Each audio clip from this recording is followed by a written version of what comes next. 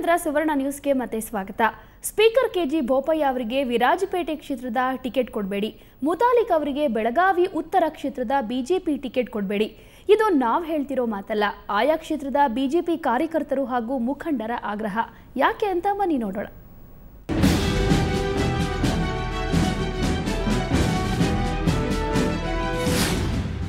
Speaker KG Bopaiah BJP ಸರ್ಕಾರ ಸಂಕಷ್ಟಕ್ಕೆ ಸಿಲುಕಿದಾಗಲೆಲ್ಲ ಮಹತ್ವದ ಪಾತ್ರ ವಹಿಸಿದ್ದಾರೆ. ಅದೇನೇ ಇದ್ರೂ ವಿರಾಜಪೇಟೆ ಶಾಸಕರಾಗಿ ಒಳ್ಳೆ ಕೆಲಸ ಮಾಡಿದ್ದಾರೆ ಎನ್ನಲಾಗಿದೆ. ಸಮೀಕ್ಷೆಯಲ್ಲೂ ಅವರ ಕಾರ್ಯವೈಖರಿಗೆ ಮೆಚ್ಚುಗೆ ವ್ಯಕ್ತವಾಗಿದೆ. ಈ ಬಾರಿ ಅವರು ಮತ್ತೆ ಟಿಕೆಟ್ ಗಿಟ್ಟಿಸೋ ಸಾಧ್ಯತೆ ಇದೆ. ಆದರೆ ಕೊಡಗು ಜಿಲ್ಲಾ ಬಿಜೆಪಿಯಲ್ಲೇ ಈ ಬಗ್ಗೆ ಭಿನ್ನ ಮತ ಏರ್ಪಟ್ಟಿದೆ. ಬೋಪಯ್ಯ ಹೊರಗಿನವರಾಗಿದ್ದು ವಿರಾಜಪೇಟೆ ಕ್ಷೇತ್ರದ ಟಿಕೆಟ್ ಸ್ಥಳೀಯರಿಗೆ ನೀಡಬೇಕು ಅನ್ನೋ ಒತ್ತಾಯ ಕೇಳಿಬಂದಿದೆ.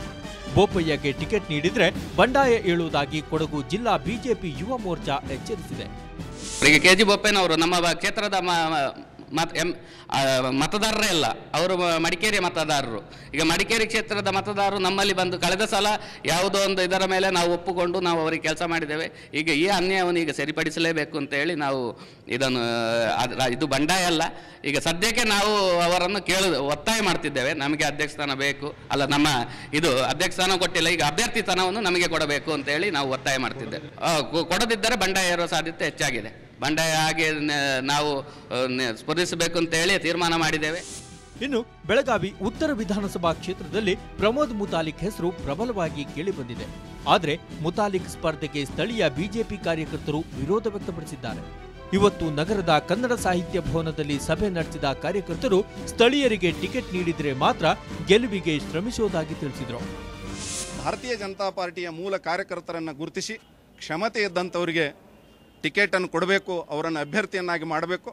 ಮಾಡದೇ ಆದಲ್ಲಿ ಎಲ್ಲ ಇಡೀ ಉತ್ತರ ಮತಕ್ಷೇತ್ರದ ಕಾರ್ಯಕರ್ತರು ಒಗ್ಗೂಡಿ ಅವರನ್ನು ಗೆಲ್ಲಿಸುವಂಥ ಪ್ರಯತ್ನವನ್ನು ನಾವು ಮಾಡ್ತೀವಿ ಅನ್ನುವಂಥ ಮಾತನ್ನು ಈ ಮುಖಾಂತರ ತಮಗೆ ಹೇಳಿ ಇಚ್ಛೆ ಪಡ್ತಾ ಇದ್ದೇನೆ.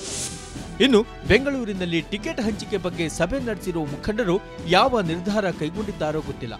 ಒಟ್ಟಾರೆ ಹೊರಗಿನವರು ಸ್ಪರ್ಧಿಸಿ ಗೆದ್ರೆ ಕ್ಷೇತ್ರದ ಕಾರ್ಯಕರ್ತರ ಭಾವನೆಗೆ ಸ್ಪಂದಿಸಲ್ಲ ಅನ್ನೋ ಅಭಿಪ್ರಾಯ ವ್ಯಕ್ತವಾಗಿದೆ. ಮಡಿಕೇರಿಯಿಂದ ಗಿರಿಧರ್ ಜೊತೆ ಬೆಳಗಾವಿಯಿಂದ ಚಂದ್ರಕಾಂತ್, ಸುವರ್ಣ ನ್ಯೂಸ್.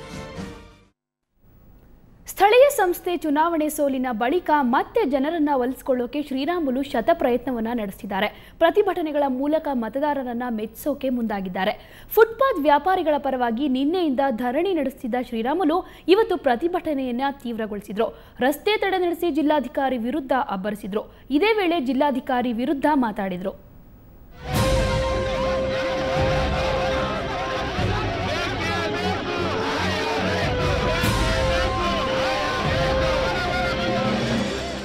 ಲೋಕಲ್ ಎಲೆಕ್ಷನ್ನಲ್ಲಿ ಸೋತಿದ್ದು. ಬಿಎಸ್ಆರ್ ಕಾಂಗ್ರೆಸ್ ಸಂಸ್ಥಾಪಕ ಶ್ರೀರಾಮುಲು ಜನರನ್ನ ಮತ್ತೆ ತಮ್ಮತ್ತ ಸೆಳೆಯಲು ಶತಪ್ರಯತ್ನ ನಡೆಸುತ್ತಿದ್ದಾರೆ. ಪ್ರತಿಭಟನೆಗಳ ಮೂಲಕ ಬಡವರ ಪರ ಕಾಳಜಿ ತೋರಿಸುತ್ತಿದ್ದಾರೆ. ಬಳ್ಳಾರಿಯಲ್ಲಿ ಜಿಲ್ಲಾಡಳಿತ ಫುಟ್ಪಾತ್ ವ್ಯಾಪಾರಿಗಳನ್ನ ತೆರವುಗೊಳಿಸಿತ್ತು. ಇದರಿಂದ ಆಕ್ರೋಶಗೊಂಡ ಶ್ರೀರಾಮುಲು ಪಾಲಿಕೆ ಕಚೇರಿ ಮುಂದಿನ ಫುಟ್ಪಾತ್ನಲ್ಲಿ ನಿನ್ನೆಯಿಂದ ಧರಣಿ ಆರಂಭಿಸಿದ್ರು. ಆದರೆ ಯಾವೊಬ್ಬ ಅಧಿಕಾರಿಯೂ ಇದಕ್ಕೆ ಕ್ಯಾರೆ ಎನ್ನಲಿಲ್ಲ. ಇದರಿಂದ ಮತ್ತಷ್ಟು ಕ್ರುದ್ಧರಾದ ಬಿಎಸ್ಆರ್ ಕಾಂಗ್ರೆಸ್ ಕಾರ್ಯಕರ್ತರು ರಾಯಲ್ ವೃತ್ತದಲ್ಲಿ ರಸ್ತೆ ತಡೆ ನಡೆಸಿದ್ರು. ಈ ವೇಳೆ ಪೊಲೀಸರು ಹಾಗೂ ಪ್ರತಿಭಟನಾಕಾರರ ನಡುವೆ ಮಾತಿನ ಚಕಮಕಿ ನಡೆಯಿತು. ವಾಲ್ಮಾರ್ಟ್ ಅನ್ನಂತ ಕಂಪನಿ ಬಳ್ಳಾರಿಗೆ ತರಬೇಕು, ಈ ಸಣ್ಣ ಸಣ್ಣ ವ್ಯಾಪಾರಸ್ಥರನ್ನು ಒಟ್ಟಿಗೆ ಹೊಡಿಬೇಕು ಅನ್ನೋಂಥ ಉದ್ದೇಶವಿಟ್ಕೊಂಡು ದುರುದ್ದೇಶವನ್ನು ಇಟ್ಕೊಂಡು ಇವತ್ತು ಜಿಲ್ಲಾಧಿಕಾರಿಗಳು ಕೇಂದ್ರದಿಂದ ಕಾಂಗ್ರೆಸ್ ಸರ್ಕಾರವನ್ನು ಮೆಚ್ಚಿಸಬೇಕು ಅನ್ನೋಂಥ ಉದ್ದೇಶವನ್ನು ಇಟ್ಕೊಂಡು ಇವತ್ತು ಎಲ್ಲರನ್ನು ಕೂಡ ಸಣ್ಣ ಸಣ್ಣ ವ್ಯಾಪಾರಸ್ಥರನ್ನ ಬೀದಿಗೆ ತಳ್ಳಂತ ಕೆಲಸ, ಅಲ್ಲಿ ವ್ಯಾಪಾರಸ್ಥರನ್ನ ರೋಡಿಗೆ ಹಣ್ಣನ್ನು ಕಿತ್ತುಗೂ ಹಾಕುವಂತ ಕೆಲಸ ಇವತ್ತು ಜಿಲ್ಲಾಧಿಕಾರಿಗಳು ಮಾಡ್ತಾರೆ. ಈ ಮಧ್ಯೆ ಅಡಿಷನಲ್ ಡಿಸಿ ವಿಜಯ್ ಕುಮಾರ್ ಸ್ಥಳಕ್ಕಾಗಮಿಸಿ ಪರಿಹಾರ ಕಂಡುಕೊಳ್ಳಲು ಸಮಯಾವಕಾಶ ಕೊಡಿ ಎಂದರು. ಆದರೂ ಪ್ರತಿಭಟನಾಕಾರರು ಜಗ್ಗಲಿಲ್ಲ. ಈ ವೇಳೆ ಪೊಲೀಸರು ಲಘು ಲಾಠಿ ಪ್ರಹಾರ ನಡೆಸಿದ್ರು. ಶ್ರೀರಾಮುಲು, ಸಂಸದೆ ಶಾಂತಾ ಸೇರಿ ಹಲವು ಪ್ರತಿಭಟನಾಕಾರರನ್ನ ಬಂಧಿಸಲಾಯಿತು. ಎಳೆದಾಡಿದ್ರಿಂದಾಗಿ ಶ್ರೀರಾಮುಲು ಶರ್ಟ್ ಹರಿದು ಹೋಯಿತು.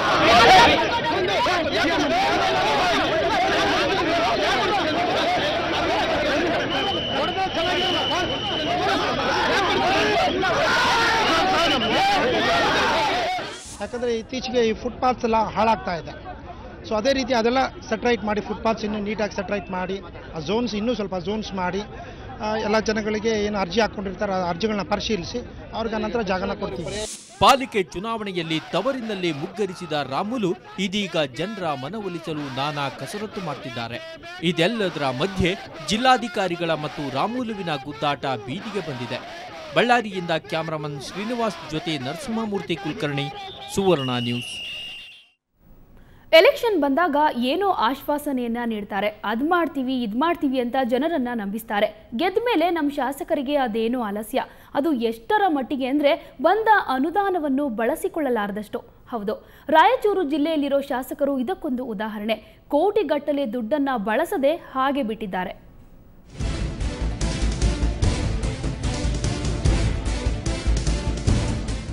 ಕೇಳಿದ್ರು ಕೇಳದೇ ಇದ್ರು ಪ್ರತಿ ಶಾಸಕರಿಗೆ ಇಂತಿಷ್ಟು ಅನುದಾನ ಅಂತ ಬಂದೇ ಬರುತ್ತೆ. ಆದರೆ ನಮ್ಮ ರಾಯಚೂರಿನ ಶಾಸಕರು ಆ ಅನುದಾನವನ್ನ ಸರಿಯಾಗಿ ಬಳಸಿಕೊಂಡಿಲ್ಲ. ರಾಯಚೂರು ಜಿಲ್ಲೆ ಜನ ಕುಡಿಯುವ ನೀರು ಸಿಗದೆ ಪರದಾಡುತ್ತಿದ್ದಂತೆ ಇತ್ತ ಶಾಸಕರು ಅಭಿವೃದ್ಧಿಗೆಂದು ಬಂದ ಅನುದಾನವನ್ನ ಹಾಗೆ ಉಳಿಸಿಕೊಂಡಿದ್ದಾರೆ. ಹಳ್ಳಿಗಳಲ್ಲಿ ಸಣ್ಣ ಸಣ್ಣ ನೀರಿನ ಸಮಸ್ಯೆಗೆ 3 ಲಕ್ಷ 4 ಲಕ್ಷ 5 ಲಕ್ಷವರೆಗೆ ಹಣ ಬೇಕಾಗುತ್ತೆ ನೀರಿನ ಸಮಸ್ಯೆ. ಆದರೆ 1.5 ಕೋಟಿ ಅಂದರೆ ನೀವು ತಿಳ್ಕೊಳ್ಳಿ, ಕನಿಷ್ಠ ಒಂದು 15 20 ಹಳ್ಳಿಗಳಿಗೆ ಅವರು ನೀರಿನ ಸಮಸ್ಯೆ ಪೂರೈಸ್ಬೋದಾಗಿತ್ತು. ಆದರೆ ಅದನ್ನು ಅವರು ಗಂಭೀರವಾಗಿ ತಗೊಳ್ಳದೆ ಬರೀ ವರ್ಗಾವಣೆಗಳಲ್ಲಿ ಮುಳುಗಿದ್ದು ಈ ಮಾರ್ಚ್ ತಿಂಗಳಲ್ಲಿ ಅಕೌಂಟ್ಸ್ ಕ್ಲೋಸ್ ಆಗೋ ಟೈಮಲ್ಲಿ ಕೂಡ ಇವರು ವರ್ಗಾವಣೆ ಮಾಡ್ತಾ ಇದ್ದಾರೆ. ಸಿಂಧನೂರು ಶಾಸಕ ವೆಂಕಟರಾವ್ ನಾಡಗೌಡ ತಮಗೆ ಬಂದ ಅನುದಾನದಲ್ಲಿ 1,67,00,000 ರೂಪಾಯಿಯನ್ನ ಬಳಸದೆ ಹಾಗೆ ಉಳಿಸಿಕೊಂಡಿದ್ದಾರೆ. ಇನ್ನು ದೇವದುರ್ಗ ಶಾಸಕ ಶಿವನಗೌಡ ನಾಯಕ್ 1,57,00,000 ರೂಪಾಯಿ ಅನುದಾನವನ್ನ ಬಳಸಿಲ್ಲ. ಮಾನ್ವಿ ಶಾಸಕ ಹಂಪಯ್ಯ ನಾಯಕ 1,27,00,000 ಹಾಗೂ ಮಸ್ಕೆ ಶಾಸಕ ಪ್ರತಾಪ್ ಗೌಡ 1,22,00,000 ರೂಪಾಯಿ ಅನುದಾನ ಬಳಕೆ ಮಾಡಿಲ್ಲ. ರಾಯಚೂರು ಗ್ರಾಮಾಂತರ ಕ್ಷೇತ್ರದ ಶಾಸಕ ರಾಯಪ್ಪ ನಾಯ್ಕ 1,04,00,000 ರೂಪಾಯಿ, ಲಿಂಗಸ್ಗೂರು ಶಾಸಕ ಮಾನಪ್ಪ ವಜ್ಜಲ್ 98,48,000 ರೂಪಾಯಿ ಹಾಗೂ ರಾಯಚೂರು ನಗರ ಶಾಸಕ ಸೈಯದ್ ಯಾಸಿನ್ 68,63,000 ರೂಪಾಯಿ ಅನುದಾನವನ್ನ ಬಳಕೆ ಮಾಡದೇ ಇದ್ದಿದ್ದರಿಂದ ಹಣ ಸರ್ಕಾರಕ್ಕೆ ವಾಪಸ್ ಹೋಗಿದೆ. ನಾವು ಅಲ್ಲಿ ಅಭಿವೃದ್ಧಿ ಮಾಡವಿ, ಇಲ್ಲಿ ಕ್ಷೇತ್ರದ ಶಾಸಕರ ಅನುದಾನವನ್ನೇ ಬಳಸ್ಕೊಂಡಿಲ್ಲ ಸರಿಯಾಗಿ. ಇವರು ಮುಂದೆ ಅಭಿವೃದ್ಧಿ ಏನು ಮಾಡ್ತಾರ? ಮತ್ತೆ ಕ್ಷೇತ್ರದ ಬಗ್ಗೆ ಜ್ವಲಂತ ಸಮಸ್ಯೆಗಳು ತುಂಗಭದ್ರಾ ಎಡದಂಡ ಕಾಲದ ಬಗ್ಗೆ ಇರ್ಬೋದು, ಟೈಲೆಂಟ್ ರೈತರ ಬಗ್ಗೆ ಇರ್ಬೋದು, ಇವತ್ತಿನ ವಿಧಾನಸೌಧದಲ್ಲಿ ಯಾವೊಬ್ಬ ಶಾಸಕನು ದೇನೆ ಎತ್ತಿಲ್ಲ. ಎಷ್ಟೋ ಹಳ್ಳಿಗಳಲ್ಲಿ ಜನರಿಗೆ ತಿಂಗಳಿಗೊಮ್ಮೆ ಕೂಡ ಕುಡಿಯೋ ನೀರು ಸಿಗ್ತಿಲ್ಲ, ಸರಿಯಾದ ರಸ್ತೆಗಳಿಲ್ಲ. ಹೀಗಿದ್ದರೂ ಶಾಸಕರು ಅನುದಾನವನ್ನ ಹಾಗೆ ಉಳಿಸಿಕೊಂಡಿದ್ದಾರೆ. ಈಗ ಮತ್ತೆ ಚುನಾವಣೆ ಬಂದಿದೆ, ಜನರಿಗೆ ಮತ್ತದೇ ಆಶ್ವಾಸನೆ ನೀಡ್ತಾರೆ. ರಾಯಚೂರಿನಿಂದ ಕ್ಯಾಮರಾಮನ್ ದುರ್ಗೇಶ್ ಜೊತೆ ಗುರುರಾಜ್ ಹೂಗಾರ್, ಸುವರ್ಣ ನ್ಯೂಸ್. ಮತ್ತಷ್ಟು ಸುದ್ದಿಗಳನ್ನು ನೋಡೋಣ ಬ್ರೇಕ್ನ ನಂತರ.